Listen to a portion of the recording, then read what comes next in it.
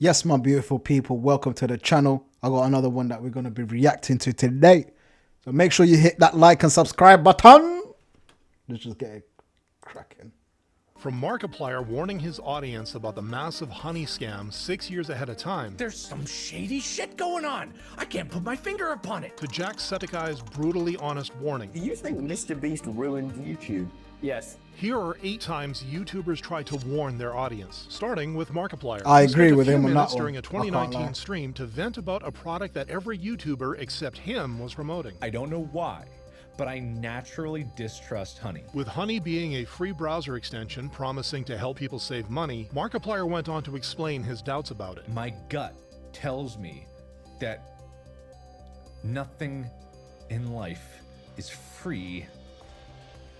So where's all these savings coming from? They push so much advertising on YouTube. They do brand deals with other YouTubers. Despite admitting that Honey might turn out to be fine, Mark couldn't bring himself to trust it. I got no problem with like the concept of an app that like clips coupon codes for you. That's great. That sounds great on its surface. But there's some shady shit going on. People are getting money out of it, and then people are saving money out of it, and that makes sense, but the other part doesn't make sense, and then something's going on here.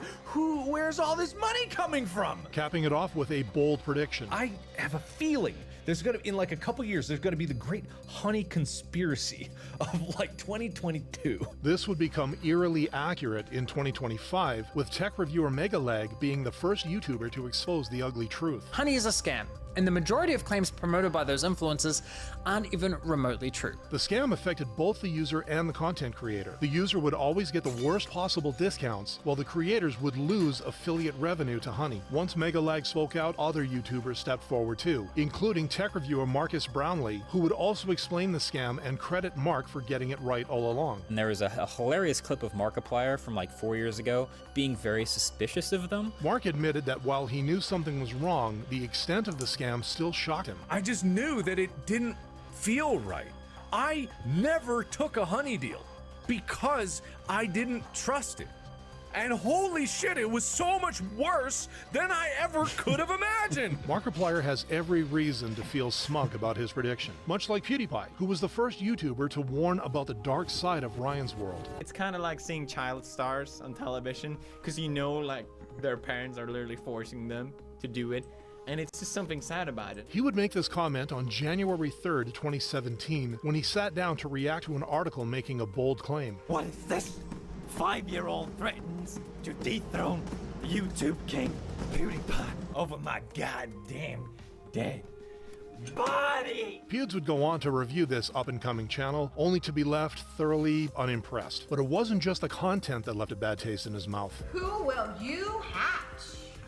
See, she doesn't even let him finish. He was clearly about to say something there. Besides the pattern of parental manipulation, Pewds noticed another odd thing about Ryan's channel. Have you ever seen a video with 11 million views and 9,000 likes? Please direct me to that video because it doesn't exist. These are not real people. These are not real views. PewDiePie would end his rant with a funny skit that would end up being scarily close to the reality of most child YouTubers. Can you do it again, baby? But can you do it with more energy? More energy? Yeah, hey, here's a Red Bull, okay? Mommy needs some dollars, so you need to look happy. 8 years later, Ryan's channel has come under intense scrutiny for parental exploitation and shady business practices, ultimately proving Pewds right. But while PewDiePie didn't personally know Ryan, controversial YouTuber Woah would give a chilling warning about someone she knew very well. Woah, real name Victoria Rose, first rose to fame in 2017 after using racial slurs and claiming to be black. I took the test and they said I'm black.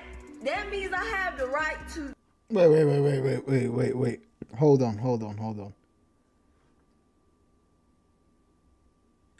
44% African, 15% Cameroon and Congo, 10% Mali, 54% Europe, 24%. It all makes sense. It all makes sense. Oh, it all makes sense, doesn't it now? Always done. Always. Something promised, something claimed, Oh, something, something. Always something. Enculé de parent de fiche de pute. Putain de merde. That means I have the right to tell y'all that I'm black. But it became pretty clear that Vicky was just building a persona to chase clout, much like fellow flexer Lil Tay. I dropped 200 racks on this car, and I'm only 9 years old. Vicky and Tay's paths would cross due to Vicky's feud with another controversial teen, Bad Baby, aka the Cash Me Outside girl. Me and my blood sister. You feel what I'm saying? These broke ass bitches. Bad Baby is a bitch. But on June 29th, 2018, Vicky would make a surprisingly serious video after she discovered the concerning truth about her friend. Lil Tay is a little girl, a 10-year-old girl who came from Canada, who plays ballet. You know what I'm saying? She don't know nothing about no rappers. She don't know nothing about flexing. It's her brother that runs her account. Going on to explain why this was so bothersome. She's really a good person. Like, it's just her brother in her ear telling her what to do. He started yelling at her, was like, why'd you do that? You did it wrong, da-da-da-da-da. And then she started crying because, like, she's 10 years old. She doesn't know how to handle all that. Fans were quick to appreciate Vicky's rare moment of maturity. Her warning highlighted the exploitation in Tay's life, leading to more people exposing the truth about Tay's family and eventually allowing Lil Tay to live her own happy life. By exposing Tay's brother, Vicky's video became her most popular one to date, much like YouTuber Polydactyl, who exposed primitive technology channels in his most viewed video ever. Just like Santa Claus and the Queen of England, primitive technology channels are a lie. Backing his claim by pointing out inconsistencies with primitive tech videos. This dude is using a stick to carve out this giant hole, which leaves very small marks in the dirt. And if you look above, you see these really big, wide marks. Something that a shovel would make. He then points out the evident excavator tread marks in the video, further proving the use of machinery behind the scenes. But that wasn't all, as the inconsistencies with nature kept adding up. What's this? He's splitting bamboo with a hatchet?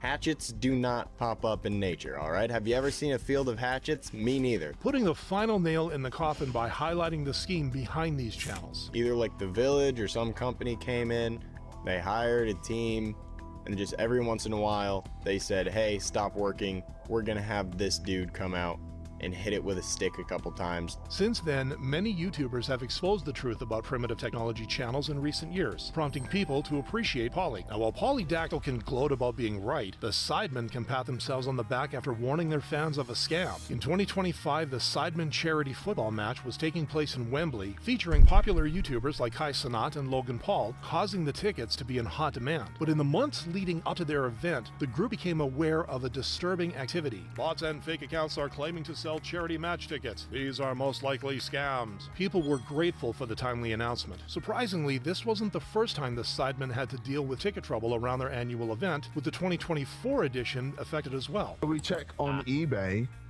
people are reselling. I really dislike the fact that people have thought, there's a charity event, let me go and buy a ticket disgusting. so I can sell it to make 10 times the price of the ticket for myself. Among the many stars who took to the field in 2025 was Mr. Beast, who had been the subject of a warning by YouTuber Jacksepticeye. Do you think Mr. Beast ruined YouTube? Yes. Before getting this question during a lie detector test, Jack would be asked by Tommy Innit about his thoughts on YouTube. Would you say YouTube's changed for the worse?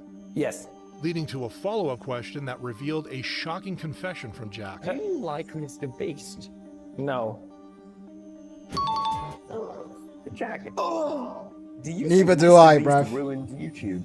Yes. When asked about his reasoning, Jack didn't hold back. Because it became more about views, money, and popularity than it did about having fun. The clip Exactly. went viral, prompting Exactly. Mr. Beast to hit back with a response on X. Most of the internet sympathized with Mr. Beast, with some even questioning Jack's motives. But while Jack didn't respond, his words would loom large a few months later as Mr. Beast faced one controversy after another. From YouTube medical expert Dr. Mike criticizing Lunchly. I usually don't make videos discussing creators' products, but when terms like healthier or better for you get tossed around, I feel it's important to set the record straight. To allegations around the dangerous conditions in the Beast games. Over a dozen people who participated in the first installment of Beast Games said that they had not received adequate food or medical care, and that some competitors had suffered injuries from the physical challenges. The internet has started digging into the problems with Jimmy his Sorry. content, giving Sorry, even sorry. more weight to Jack's warning. However, Jacksepticeye isn't the only one to have been wary of Mr. Beast, with British content creator Chris Broad also taking digs at the world's biggest YouTuber for his association with Logan Paul. It's very strange. Like, how could Mr. Beast, a guy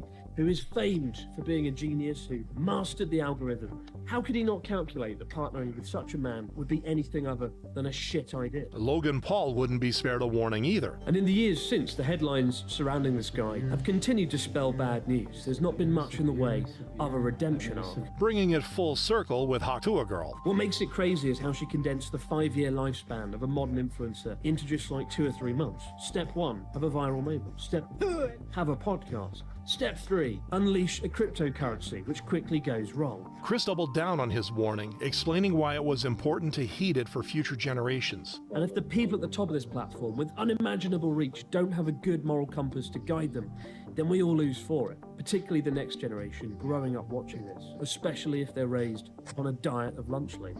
My message this Christmas is simple. Choose very carefully who you watch on YouTube. Along with his video gaining almost 2 million views, Chris would also be praised by fans. While Chris's warning is being taken seriously by the internet, the same can't be said for American YouTuber TJ Kirk, aka The Amazing Atheist, whose warning about a Finnish gunman went unheard. On June 8, 2007, TJ filmed a rant on the infamous Columbine school shooters Eric Harris and Dylan Klebold and the people who admire them. I want to talk about these kids, and not just kids, there's adults too, who seem to extol Eric and Dylan here on YouTube. I'll link to all of their profiles once again. TJ would end his rant with a chilling warning about the exact people who should be investigated. We're always talking about about warning signs, and could we have seen it coming? Well, you know what? If you want to look for warning signs, there they are. Those are your warning signs. One of the profiles on TJ's list was Natural Selector 89, real name Pekka Erik Avinen, a Finnish teenager who would go on to unalive 7 students and his principal at a high school 5 months after TJ's warning. In the aftermath of the tragedy, TJ would express his disappointment at his warning falling on deaf ears. You could probably tell that I'm not happy about my vindication, because it was something that I warned you would happen, something that I told you to be mindful of. And you didn't. You weren't mindful of it, you criticized me for it. However, his accurate prediction would push him into a brighter spotlight, with the internet crediting him for being ahead of his time. I haven't seen this video in over 10 years, but the algorithm treated me well today. In a way, it's prophetic of the time we live in now, where mass shootings are part of the regular news cycle, making TJ's warning one of the most relevant ones of our time. Yo.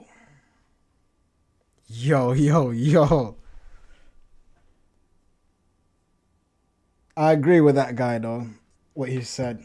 Be careful of the YouTubers you watch. So on that note,